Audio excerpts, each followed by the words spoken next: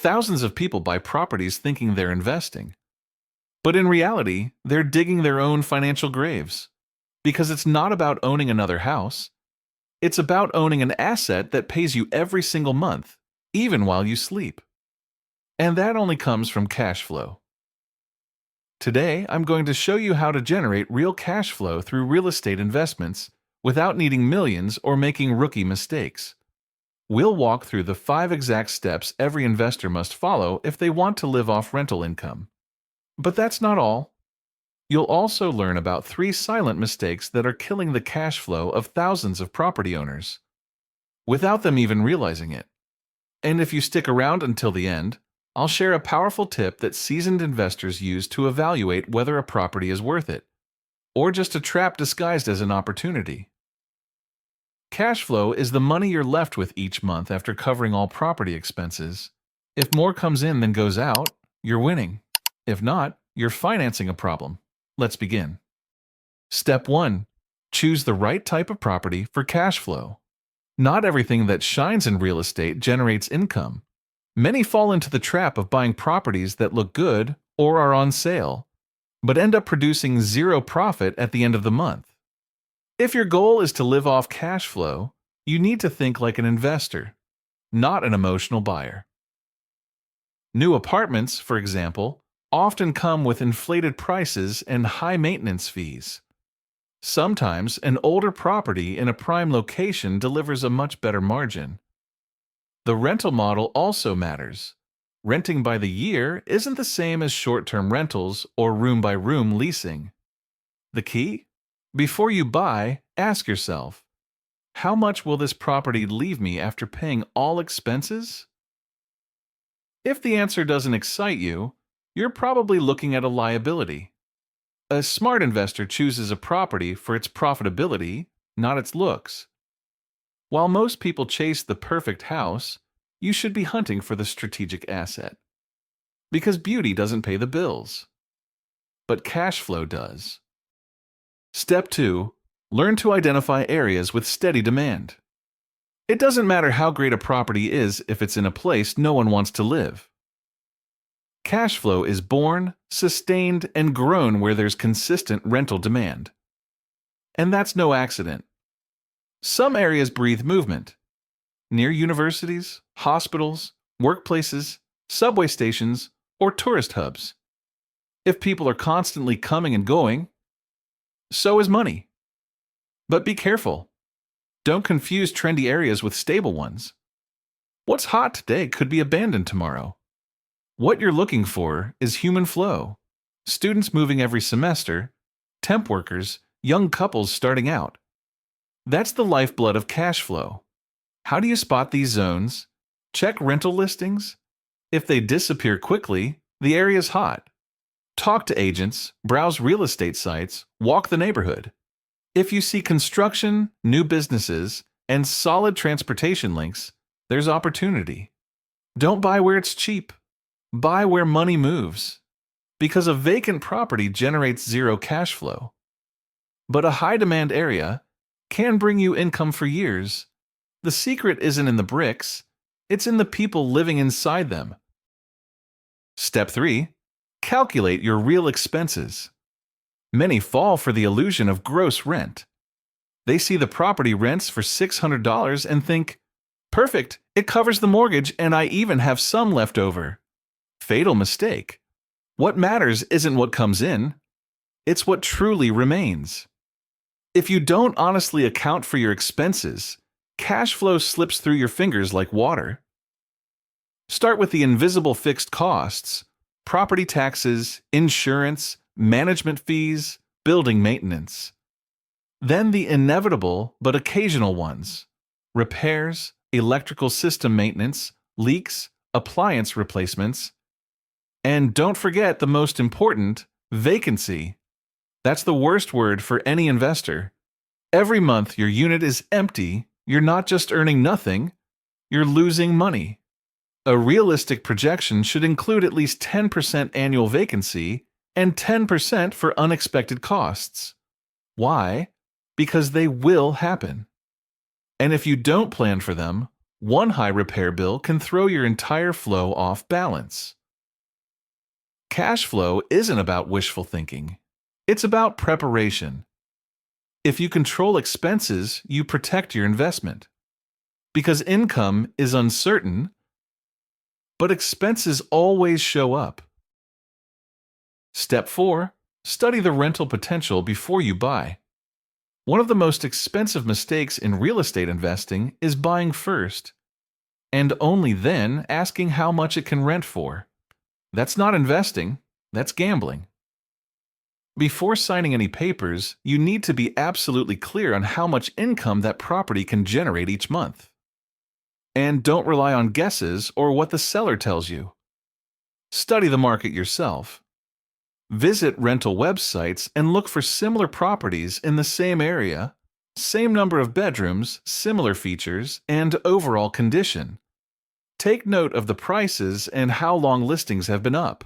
If a property has been sitting for 60 days unrented, that's a red flag. If rentals move fast and at good prices, you're on the right track.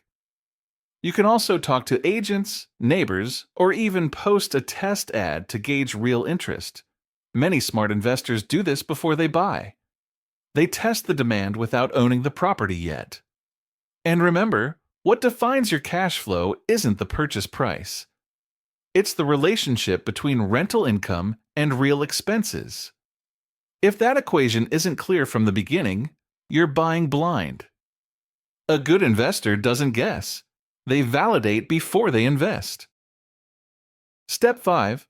Optimize the property to maximize income. A property isn't just a structure, it's a machine. And like any machine, it can be fine-tuned to produce more or less. What separates an average investor from a brilliant one is the ability to unlock the hidden potential of every square foot. A 2-bedroom apartment? It can become 3 if you know how to reconfigure. An oversized, underused living room? It can become a private office in a co-living model. A touristy location? Might bring more income through short-term rentals like Airbnb. What used to earn $500 a month can now earn $800 with the same brick and mortar. Optimization also applies to the experience.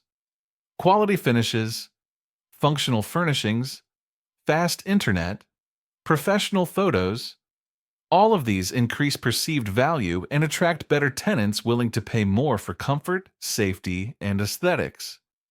But be careful. Every strategy has its audience, its risks, and its legal limits. Don't just copy models, adapt them to the neighborhood, the local demand, and your management style. Cash flow doesn't always come from buying more. Sometimes it comes from getting more out of what you already own. But watch out.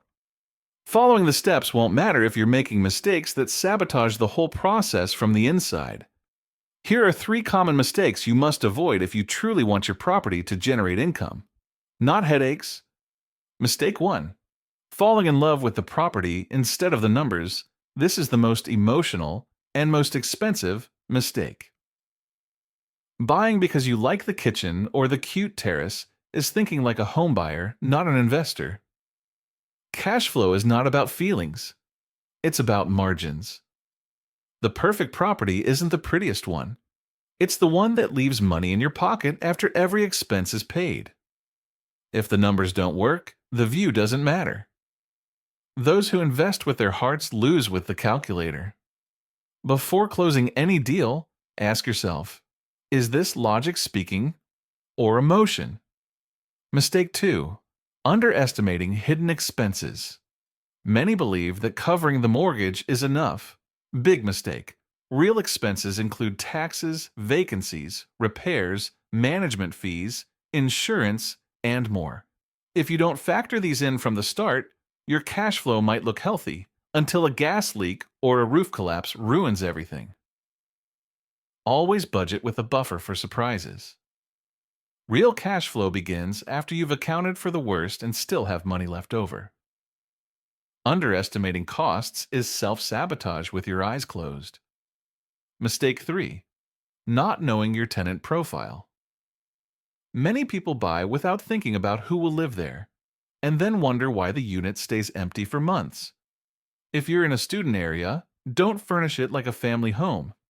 If you're near a hospital, you might need something furnished for short-term professionals. Not understanding your ideal tenant is like casting a fishing line without knowing what fish you're after.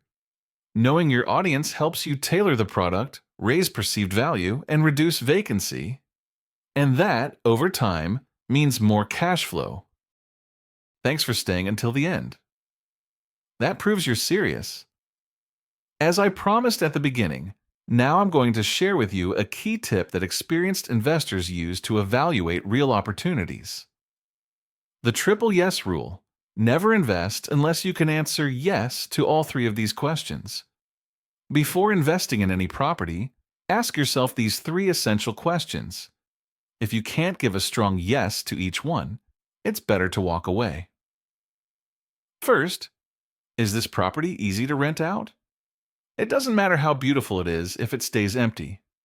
Cash flow isn't generated by bricks. It's generated by tenants. High demand means low vacancy, which translates into steady income. Second, can this property cover its own costs?